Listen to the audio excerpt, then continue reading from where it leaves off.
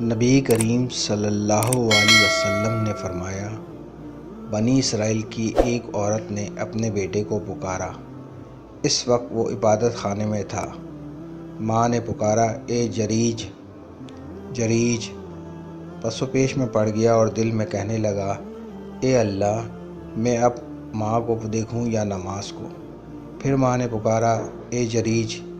وہ اب بھی اسی پس و پیش میں تھا کہ اللہ، میری ماں اور میری نماز۔ ماں نے پھر پکارا، اے جریج۔ وہ اب بھی یہی سوچے جا رہا تھا، اے اللہ، میری ماں، میری نماز۔ آخر ماں نے تنگ ہو کر بددعا کی، اے اللہ، جریج کو موت نہ آئے جب تک وہ فاحشہ عورت کا چہرہ نہ دیکھ لے۔ جریج کی عبادت گاہ کے قریب ایک چرانے والی آیا کرتی تھی جو بکریاں چراتی تھی۔ اتفاق سے اس کے بچہ پیدا ہوا۔ لوگوں نے پوچھا، یہ کس کا بچہ ہے؟